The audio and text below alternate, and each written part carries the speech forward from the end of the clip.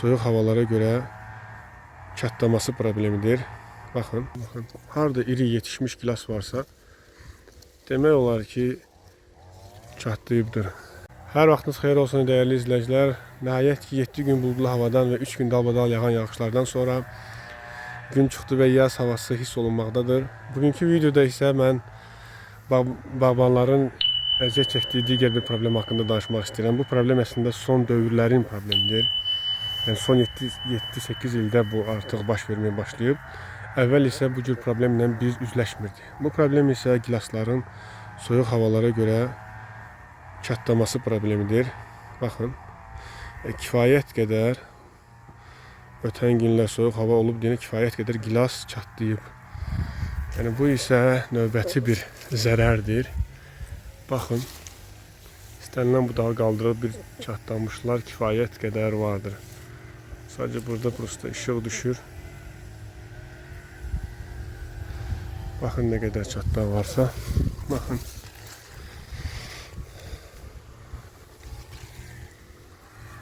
Bu ona görə baş verir ki, dəyərli izləyicilər. Çünki bu may ayının 15-i 16-sı bizdə havalar.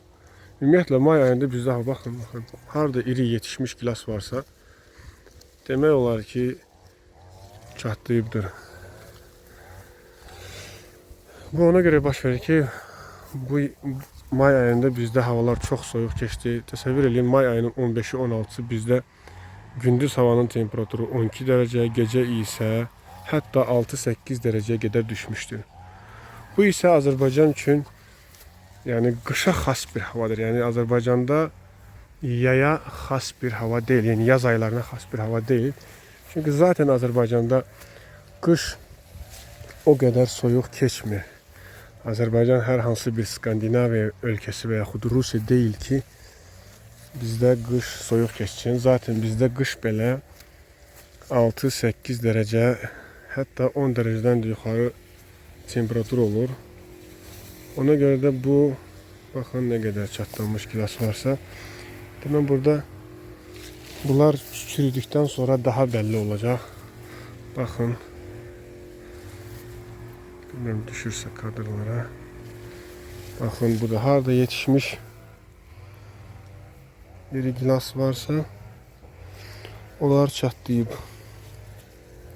Baxın. Yəni demək olar ki, hər bir budaqda var. Yəni bu gözlənilən idi. Bu cür havalar bizim ərazilər üçün qışa xas havalarda, yaya xas havalar deyil. Və baxın, hansı budağı qaldırırsan çatlanmış gilas vardı. Bu qədər. Yəni bugün bu problem haqqında sizinlə bölüşmək istirdim. Və buna qarşı necə mübarizə aparmaq olar? Hansı dərman vasitələri daha effektivdir? Onları bilgili dostlarımızdan şərh bölməsində bizimlə paylaşmağınızı xahiş edirəm. Həm mən öyrənərdim, həm də bizi izləyən, bu haqda məlumatı olmayan bağbanlar maariflənsinlər. Çünki elm elə bir şeydir ki, paylaşdıqca artır,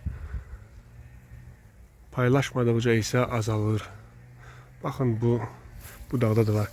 Yəni istənilən bir budağı qaldırsaq, həmin budaqda kifayət qədər çatlamış gilaslar vardır.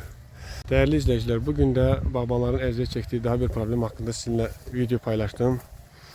Əslində videoları paylaşarkən mənim məqsədim yəni sırf problemləri paylaşaraq bir problem tipli kanal yaratmaq deyil. Əksinə problemləri paylaşıb həmin problemlərin həll yollarını çözməkdir və sizinlə bunları paylaşmaqdır. Biz hər hansı bir problemə qalib gəlmək istəyiriksə, əvvəlcə problemin kökünü bilməliyik, problemi elan etməliyik, problemi tapmalıyıq, ondan sonra mübarizə aparmalıyıq. Necə ki, bundan qabaqki videolarda mən çürümə problemini aşkar etdim və çürüməyə qarşı mübarizə apardım və bu videoda da bu problem haqqında informasiya paylaşdım və bilgili dostlarımızla məsləhətləşərək onlara qarşı aparılan dərman vasitələri və ümumiyyətlə hansı metodlar varsa onları sizinlə paylaşacağım. Çünki gələcəkdə kimsə bağ salmaq istəsə, biznes qurmaq istəsə, belə şeyləri nəzərə almalıdır ki, böyük ziyanlara düşməsinlər.